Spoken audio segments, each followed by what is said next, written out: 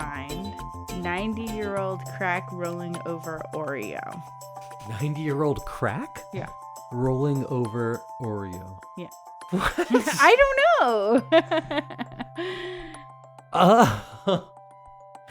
Do you understand that? Yes, I do.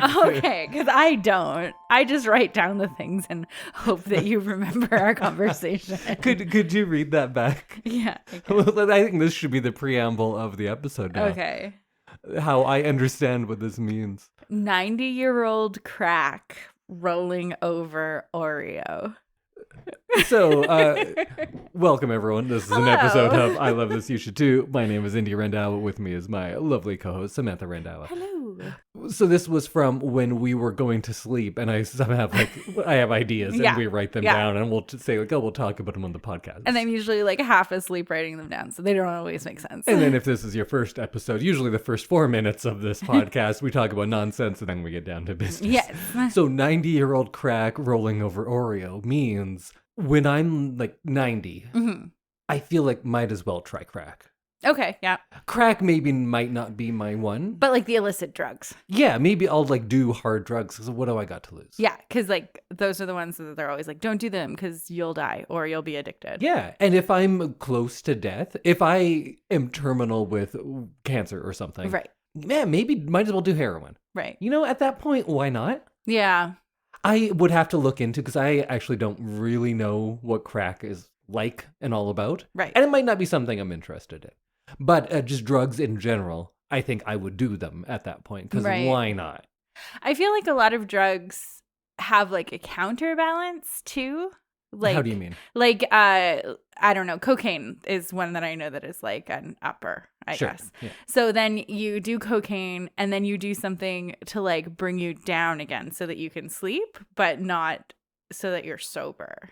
Oh. So that's kind of how I understand drugs. I don't know which drugs are which. I just know that cocaine is a stimulant. Yeah. And there's other ones that are downers that bring you down so that you can Depressants. I only like depressants because I'm too up. Yeah. I'm also too depressed, but oddly enough, depressants bring the depression down. Yeah. So you're cannabis and alcohol are depressants. Right. They mellow you out, man. Although some people get all wild, Oh, true. Yeah.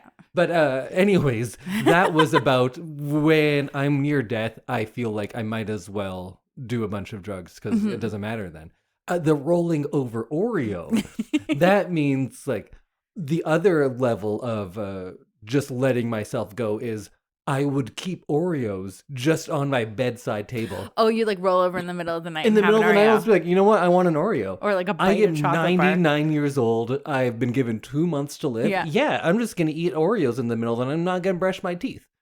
That's my wildest dream. Yeah. If you know about Indy, he has a very strict oral hygiene routine. And just eating. I'm very healthy. Very, very healthy. So I would never do anything just eat an Oreo because I want one. That seems that's my dream. It's true. So to me, just going out and shooting up Sweet Lady H and eating as many Oreos as I want are on the same level of both things that I will never do until I am sure that I am near death. Yeah. Okay. How about you? You have no problem just eating Oreos whenever you want. No, I should eat fewer Oreos. Yeah, but you could argue the world should eat fewer Yes, Oreos. But would you do drugs when you are elderly? I think so. I would, like you said, I need to do some research on what drugs do what things. The idea of cocaine and it being a stimulant, you being able to do a bunch of things in the Wall Street bro kind of way, seems interesting to me. But as a person who can't blow their nose, sucking a powder up into my nose seems impossible. And if this is your first time on the podcast, also Sam can't blow her nose. Not that she can't. She won't. She refuses to. I can't do it. You won't do it. No. It's not that you can't. You won't. It's very different. I can't. You can't try.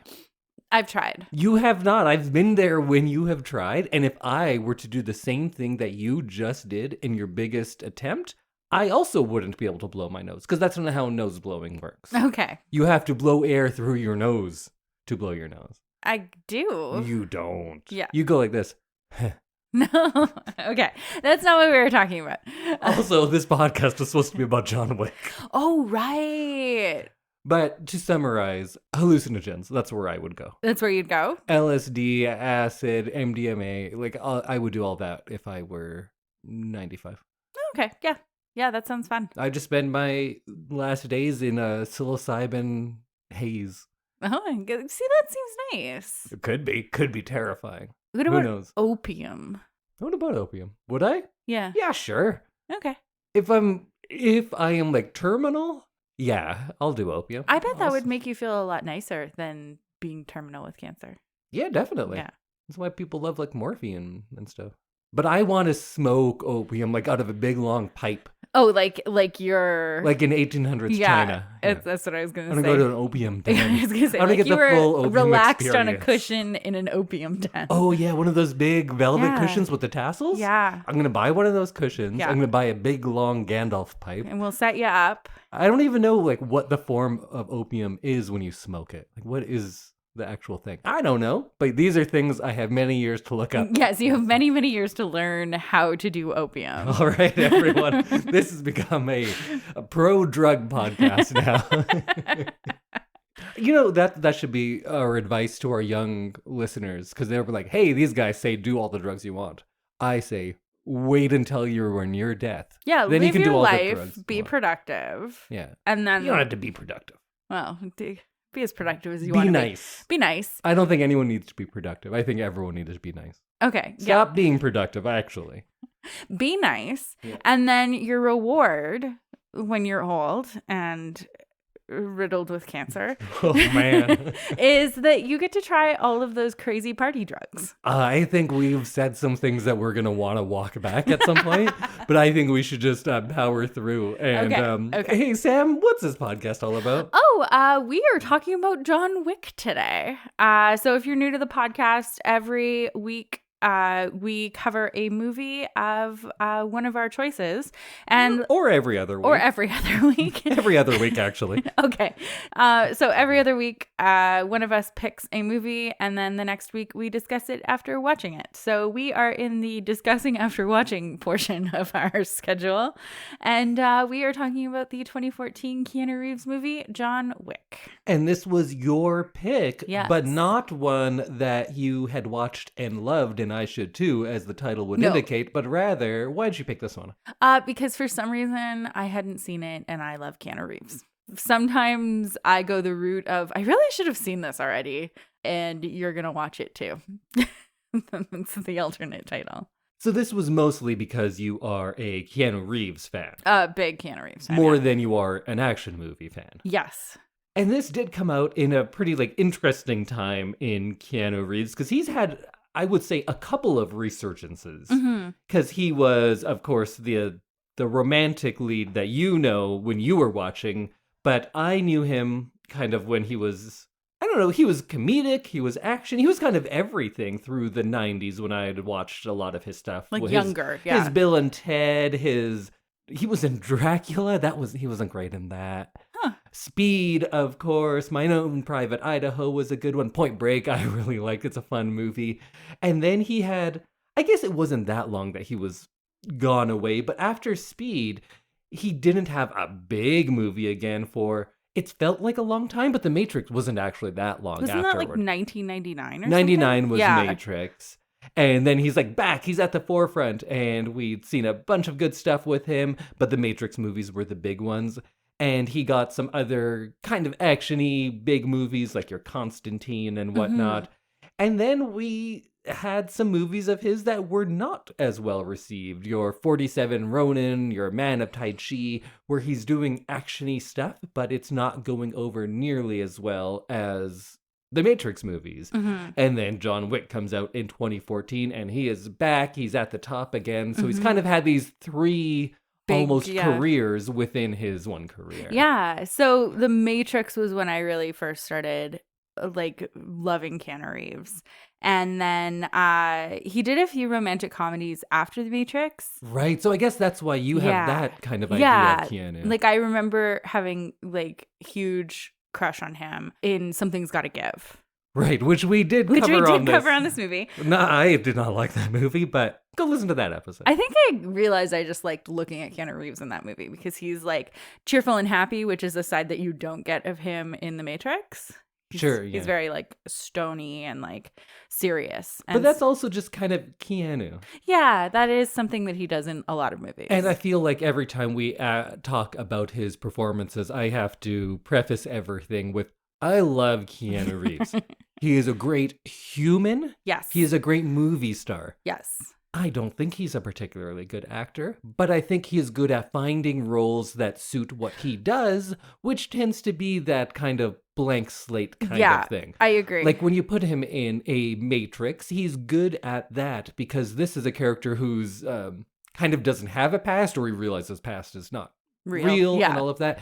And in action movies, you kind of want that blank slate because you're like, that could be me. Mm-hmm. This is a video game and you are putting yourself into this role. Right. It's not watching Keanu do all these cool stuff, or it is watching him do all the cool things, but it's not his personality always that is the draw. And I think that is the case in this one. Mm-hmm. So your first watch of John Wick, what'd you think? I thought it was a very cool movie. I think it kind of complements the Matrix characters that he does, or character, I guess. And I think that it's like kind of a classic Keanu Reeves movie. Yeah. In that like that blank slate stony, action. solid, blank slate kind of look. I enjoyed it. I think it's a little one level for what it is. But I think it did a good choice in not like doing a bunch of backstory and really like immersing you in who he was, other than he had a wife, he quit being hitman, and his wife died, and that's where he is. And they do that really, really quickly, and I kind of liked that because it wasn't a huge big emotional arc. It was more actiony and just kind of one level. And also, if this is your first episode, I'm the resident pretentious one. I'm the one that brings all the art house movies and talks about German expressionism all the time. And I do want to say that I think that action movies are often much maligned as not having artistic merit or value, and I don't think that's the case. I think there are some of those like art house movies that are experiments in style, and then those are like, oh, that's cool and pretentious and artistically valuable, but an action movie is like, oh, that's just a popcorn movie. And I think they're doing very similar things a lot of the time, especially a movie like this. Actually, last episode I talked about how the style of an action movie can be enough. Mm-hmm. And I think that's the case here. Just like with some of those really old horror movies I talk about, it doesn't have the best script, it doesn't have the best performance, but like Nosferatu is important because of all of the artistic choices. Mm-hmm. And I'm not going to say John Wick is Nosferatu, but there are a lot of artistic choices in this movie that I think are just as valuable. And it makes me forgive that, like, the script's not great. Yeah.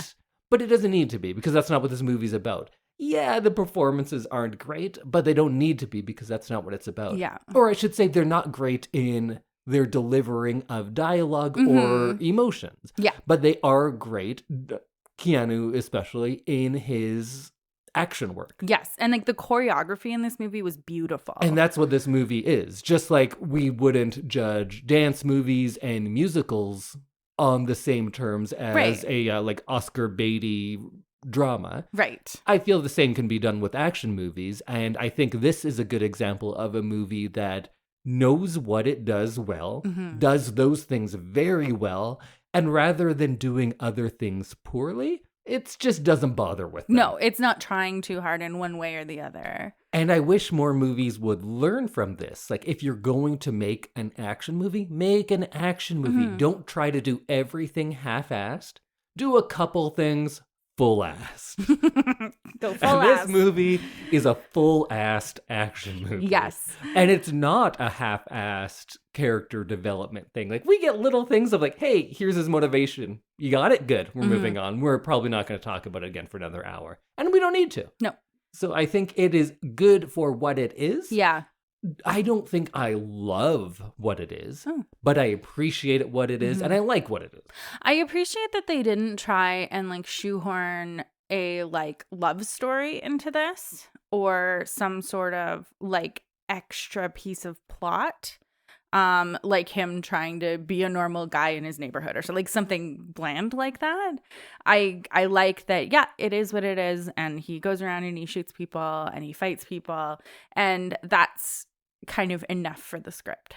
Yeah, and those elements that you're talking about that aren't in the movie, they're just alluded to. We get to know that he went through all of that, but that's not the movie. Yeah. So the whole backstory of him trying to get out of the mob for the love of this woman, that could be the movie. Yeah. That actually could be the probably first half could of be the movie, yeah. that could be an entire movie Yeah. of someone who's falling in love and then has to do this big crazy job to get out of his life of crime. That's many movies. I've seen that movie many times, but I haven't seen the movie that takes place many years later. Actually, I have seen that movie too, but I haven't seen the movie that takes place many years later after the love interest dies. Right. And this man had one thing in his life to keep him going, and that was the love of his, I assume they get married, right? There was a wedding thing. I'll say wife. They Partner. say wife. They say wife. Okay. Yeah. His love for his wife is his one thing, and now he doesn't have that one thing. So this makes it kind of like a postmodern action movie. We've seen those other stories. The One Last Job story has been done many times. We've even gotten the seeing that guy years later. That kind of was a trope in the 90s a little bit more. But now we are seeing kind of this new level of postmodernity where you're like, what if that one thing, we're like 4 movies into a action series at this point, but we're just picking it up there. Yeah. And it's just, it's very simple. It's just his wife has died. Now we have the puppy that is the symbol of all His of the wife. goodness Yeah. of his wife. And now he has one new thing that he's going to try to latch onto and make that his life. But when that's taken away from him, he doesn't have his wife, he doesn't have the puppy. Yeah. So he goes back to what he knew at the beginning, and that's killing people. Yeah, and one thing that I liked about that was that's where the twists came in, because you don't quite know like whose side he's on or whose side he was on, I guess. Right. And you don't know that, yeah, he was just kind of like a hired contract guy and he would work for anybody, but he was so well known that everyone knows who he is and everyone knows how like good he is at his job.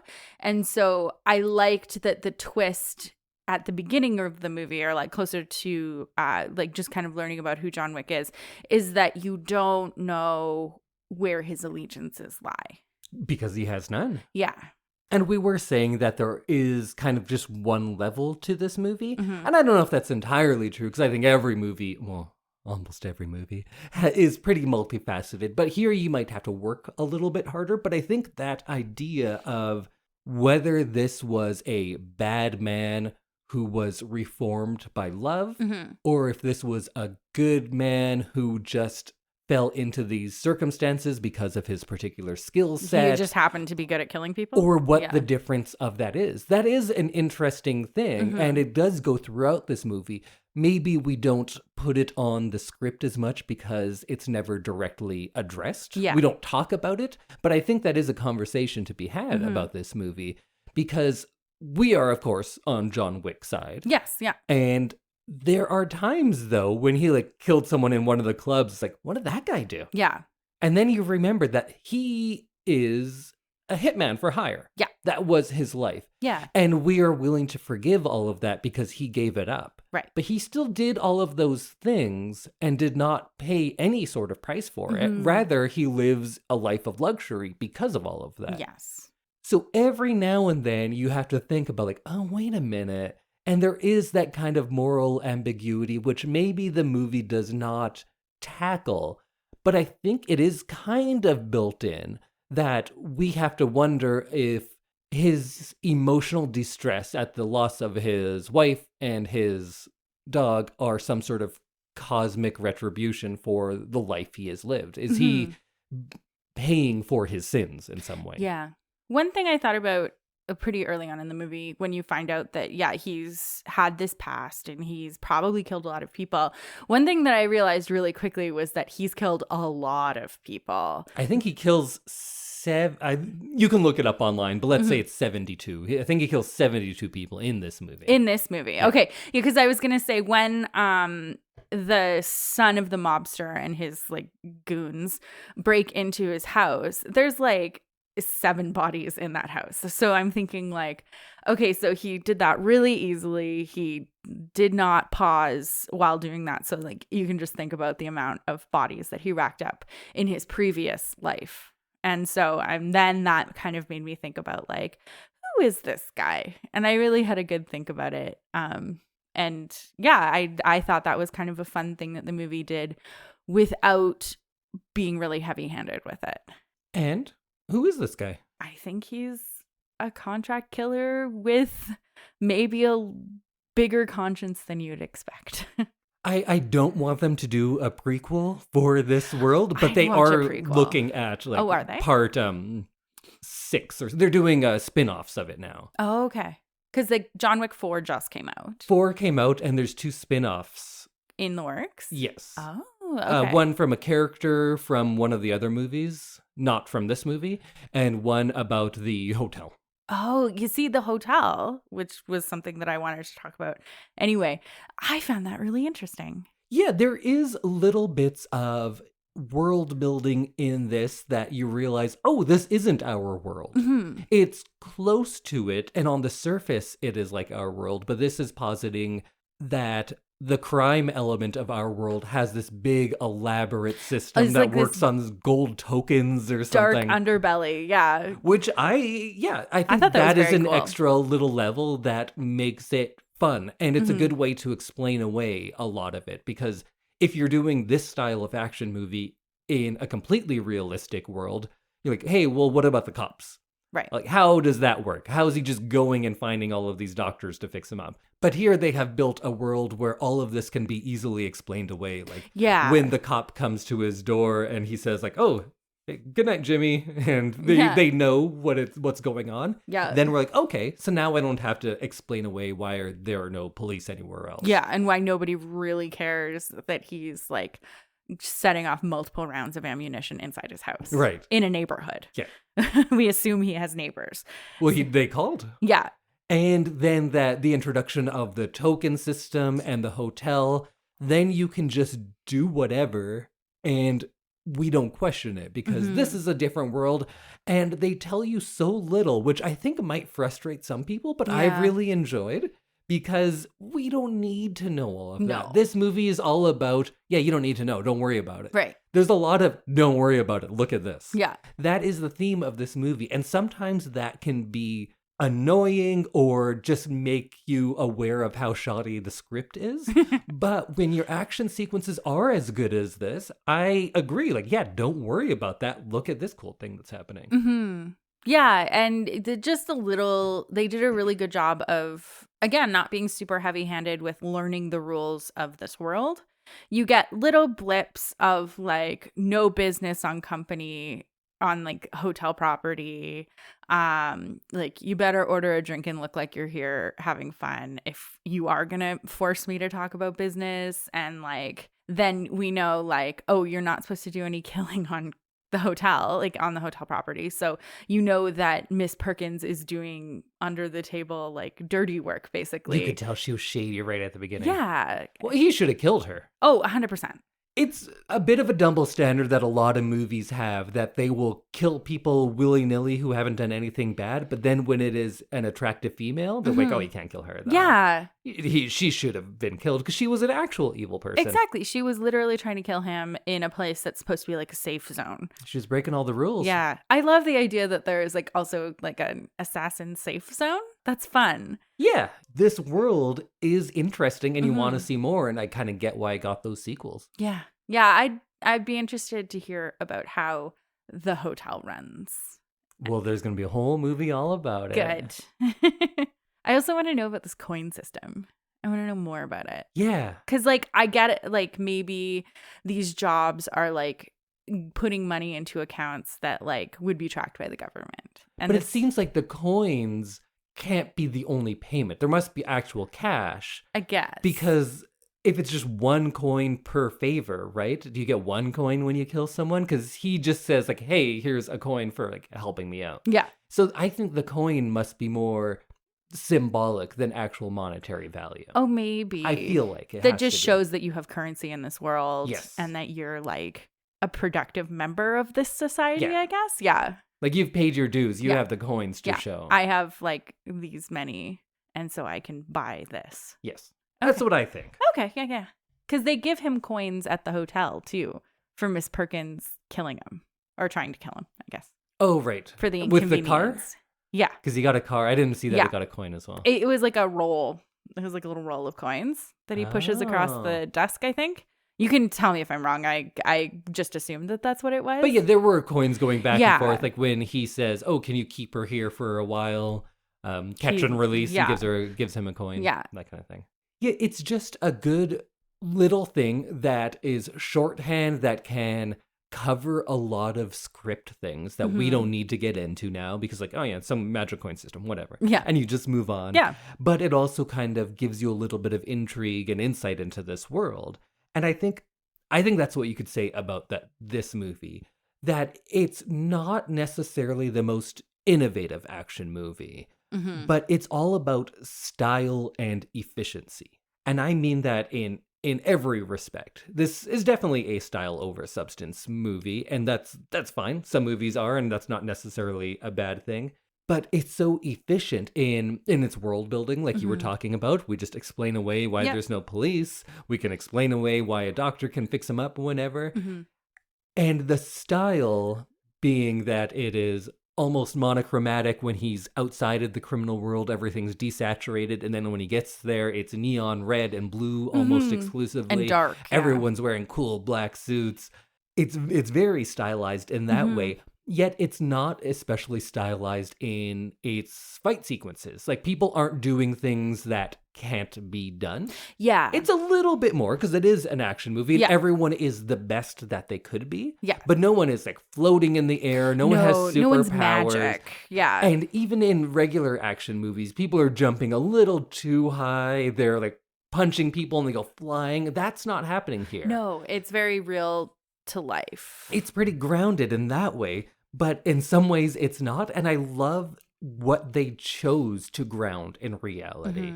But when I was talking about how it's efficient, like the fight sequences, when they come into his house, for instance, that sequence is one of my favorites, and it's at the beginning, close to the beginning.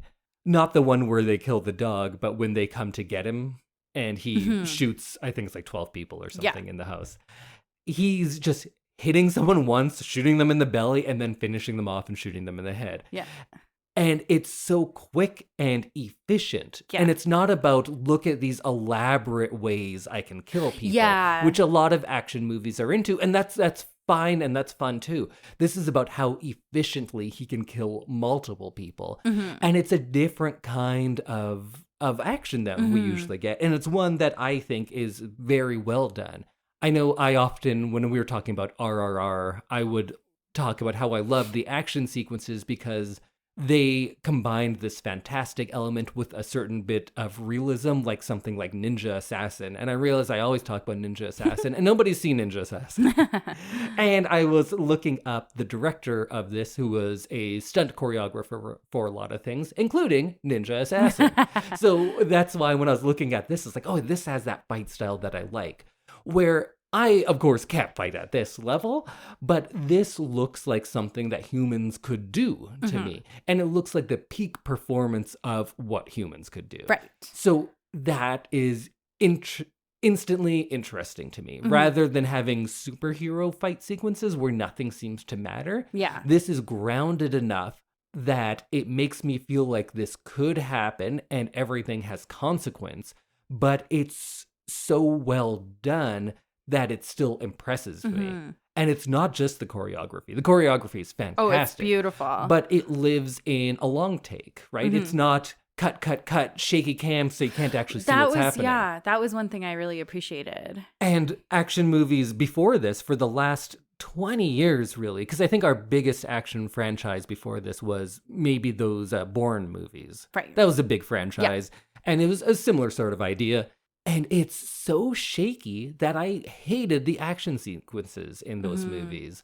And this does the opposite. And it shows you that we've done the work to get this done well. We're not going to hide it from editing. We're going to show you everything we have trained so hard to do, and we're going to put it on screen for you to watch and enjoy. Just like with the dance movies we saw, I would always complain when they would cut away. Like, just show me the dancing. What show me you the are dancing. here to showcase. Yeah. And this is to showcase action sequences, and I think it does it very well because it lets those things linger. It's not all close-ups, and it's not cutting away from everything. It's showing you everything happening, and sometimes many things in one take, which just immerses you in the reality of it. Yeah, I really appreciated that. It didn't have like the Marvel style of editing where it's all really flashy and loud constantly. Yeah. And that's how you know that like something exciting is happening, because you only see like half a second of everything and you see everybody in half a second little like chunks. This felt like you could really like focus on the scenes and really see what was happening. And yeah, really appreciate their training and the like specialization of these hitmen. Oh man, maybe we should do Hard Boiled next.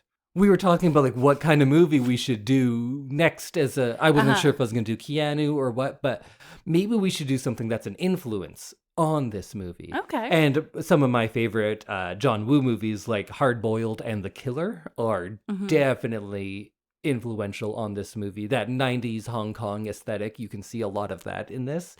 I think there's a lot of noir, a lot of the 40s style film noir in the lighting and the cinematography, and then in those themes of vengeance and loyalty and all of that kind of stuff. And I think there's a lot of westerns in this as well. Like, maybe not in the visuals as much, but thematically, your man with a mysterious past who's on a mission to get the bad guy. There's this one bad guy who's done something very wrong to him. Usually it is killing a loved one, and then he's out for revenge and kills anyone in his way. So I think all of those would be pretty good counterpoints to this as well. Yeah, and I guess you did a better job of like summarizing those things that I really enjoyed about the movie. Like which ones? Just you can see.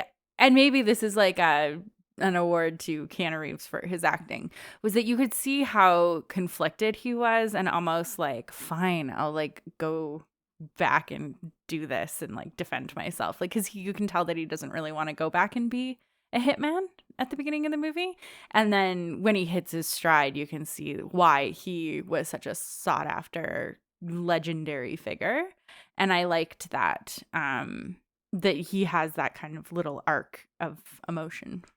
And I think the way you put it is a good counter argument to people who say Keanu Reeves just isn't a good actor. Yeah. I think there are levels of what people are good at. And I think we got to see the good and the bad in this movie from Keanu, because he has some scenes where he is talking with like an early scene with Willem Dafoe. The dialogue seemed rough to me. It did not seem good. It seemed like they were both in a movie of a different language and were kind of dubbed over. Yeah. I like honestly didn't even really pay attention to that dialogue. And I think you don't shouldn't. think I could quote you any of it. No. And again, that's not what this movie is doing.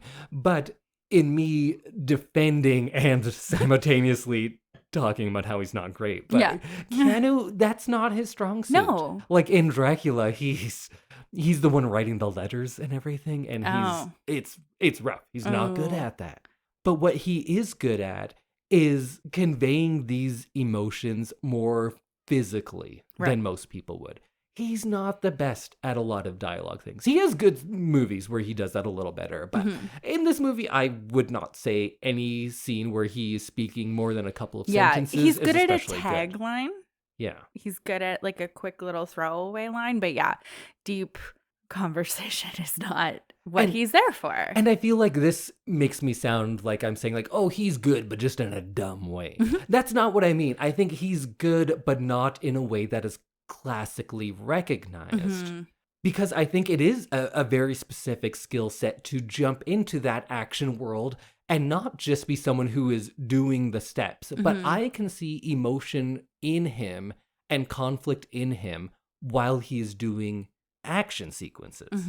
And I don't think that's just imagined by the themes of the movie. I think, like you were saying, you felt you saw conflict in him while he was killing people or doing those kinds of things, right? It was subtle. Yeah, but I think he can do that. Yeah. But not necessarily when he's talking a lot. No. And I think that he just finds movies that work with his skill set.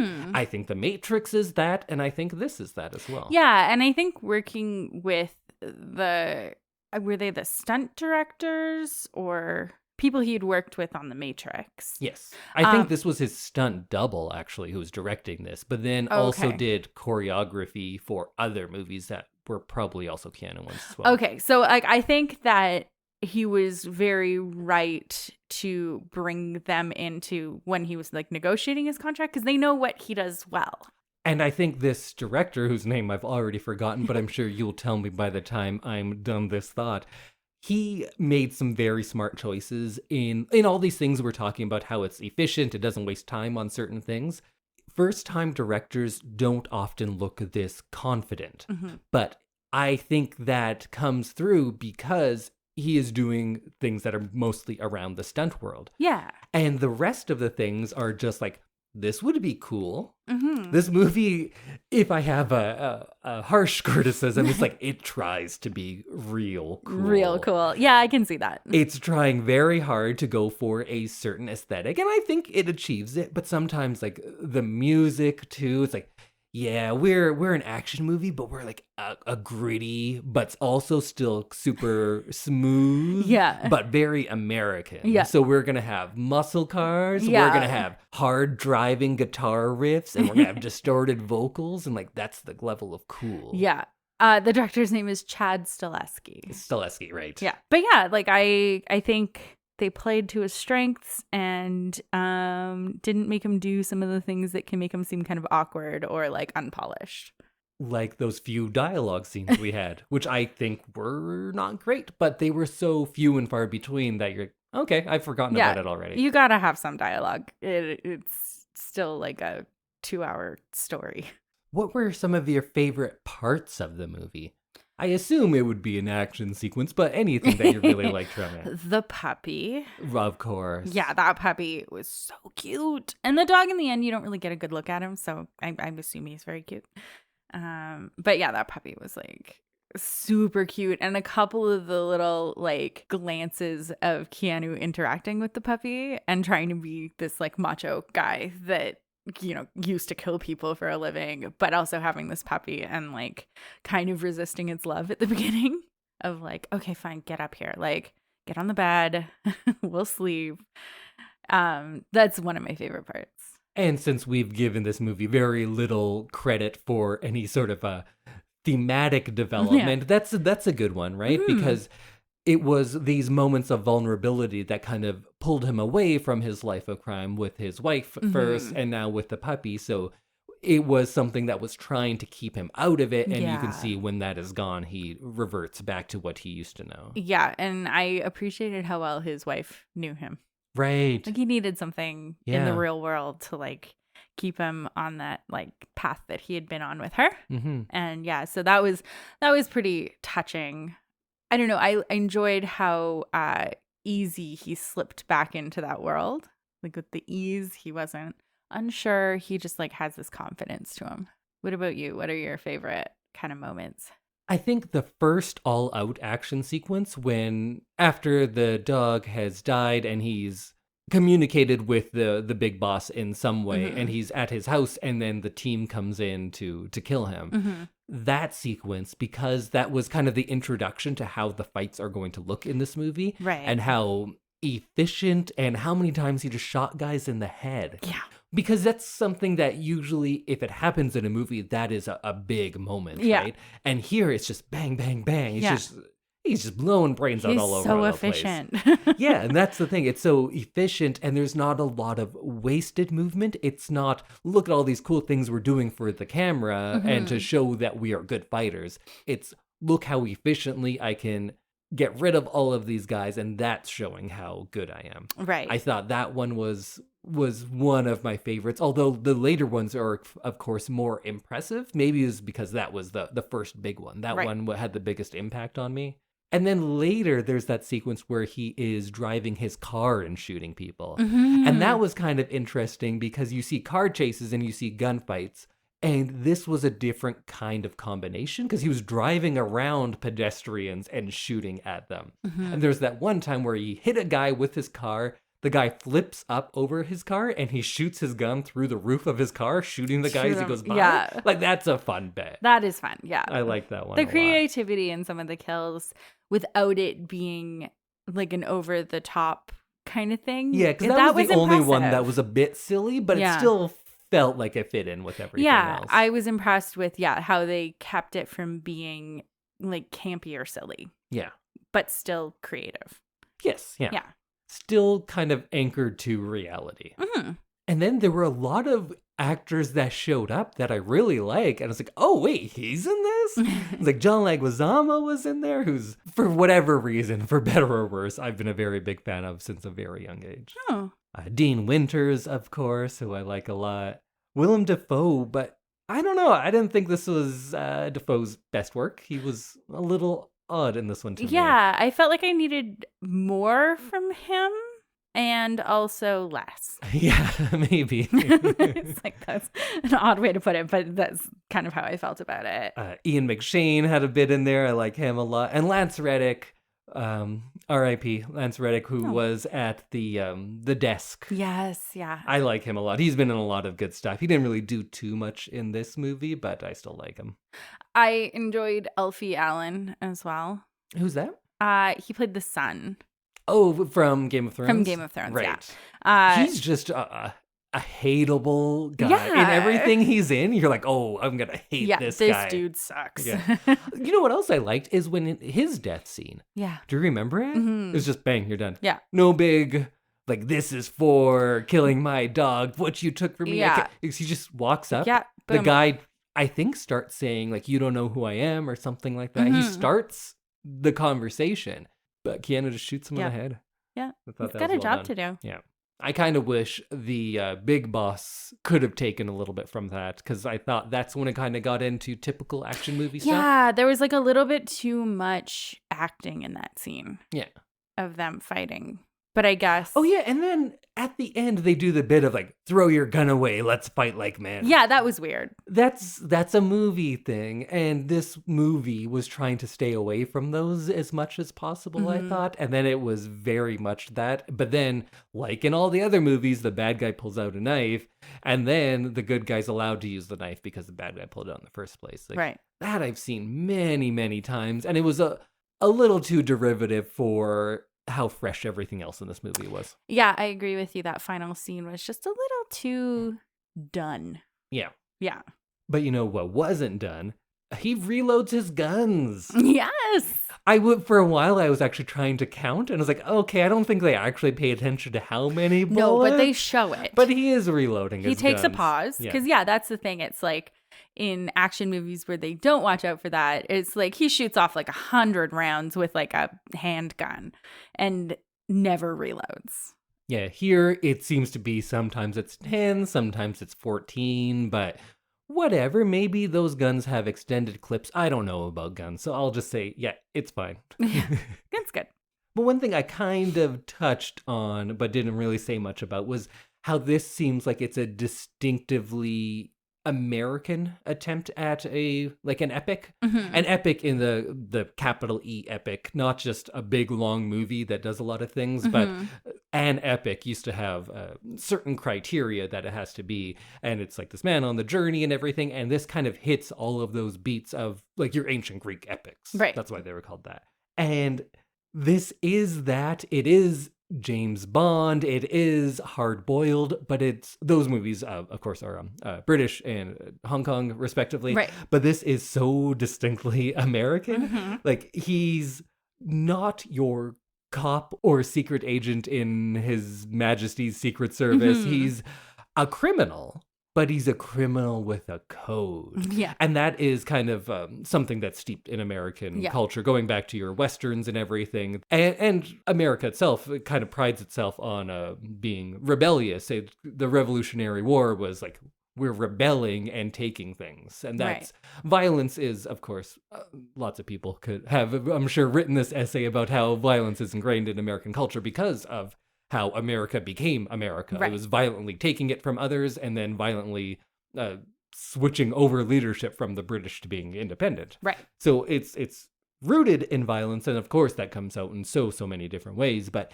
in this one, it comes out in that we can cheer for a guy who is a professional killer, a professional criminal. Yes. Because he has some sort of loyalty or code to him. Mm-hmm. And that's the case here.